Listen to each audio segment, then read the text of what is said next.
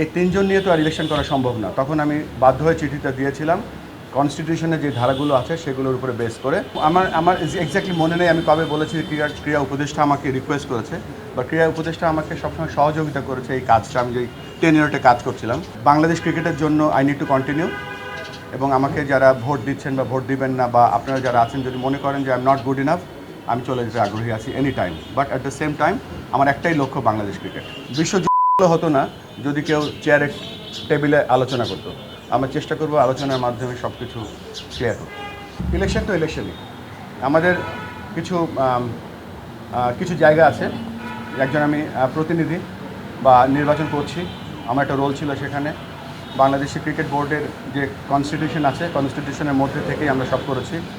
এবং একটা জিনিস ক্লিয়ার করতে চাই আপনাদের কাছে, এখানে আমার একটা চিঠির বিরুদ্ধে একটা রিট হয়েছিল, এবং সেই রিটটার কারণটা ছিল যে আমি একজন ক্রিকেট বোর্ডের সভাপতি, এবং সেখানে যখন আমার বরাবর চিঠিগুলো এসেছিল, এবং সেই চিঠিতে কিন্তু ক্লিয়ারলি বলা ছিল যে বাংলাদেশ এই ইলেকশনের 3টি গুরুত্বপূর্ণ জায়গা। একটা হচ্ছে যে জেলা এবং বিভাগীয় ক্রীড়া সংস্থার যিনি সভাপতি, তিনি হচ্ছেন জেলার ক্রীড়া, সাধারণত জেলা প্রশাসক হয়ে থাকেন, তিনি সই করবেন। একটা জেলা ক্রীড়া সংস্থা যেহেতু নেই, এখন একটা অ্যাডহক কমিটির মধ্যে আছে, এবং অ্যাডহক কমিটির মধ্যে একজন ক্রিকেটার হতে হবে বা ক্রিকেট সংশ্লিষ্ট ক্রিকেটের অর্গানাইজার হতে হবে। যখন আমি এই লিস্টটা পেলাম ইনিশিয়ালি, তখন দেখলাম মাত্র 3 জন কোয়ালিফাই করেছে, এবং 3 জনের মধ্যে একজন ছিল শরীয়তপুরের, একজন ছিল জামালপুরের, আর একজন সম্ভবত আর ভুলে গিয়েছি কে। সো এই 3 জন নিয়ে তো আর ইলেকশন করা সম্ভব না। তখন আমি বাধ্য হয়ে চিঠিটা দিয়েছিলাম কনস্টিটিউশনে যে ধারাগুলো আছে সেগুলোর উপরে বেস করে, এবং তার পরবর্তীতে সেটা কোর্টে রিট হয়েছিল এবং সেটা আজকে ক্লিয়ার হয়ে গেছে।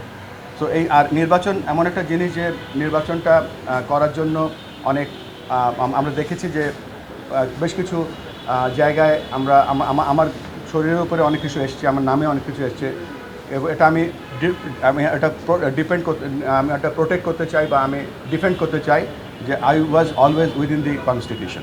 আমি এখনও এটা সম্পূর্ণ যে বয়কট করছে বা যে এখানে আসছে না, এটা তাদের ব্যক্তিগত ব্যাপার। আমি উইদিন দ্য কনস্টিটিউশন যেটা ঘটতে চাচ্ছি নির্বাচন কমিশনের আন্ডারে, আমি তার মধ্যেই থাকতে চাচ্ছি, এবং তার বাইরে আমি কোনো কথা বলবো না।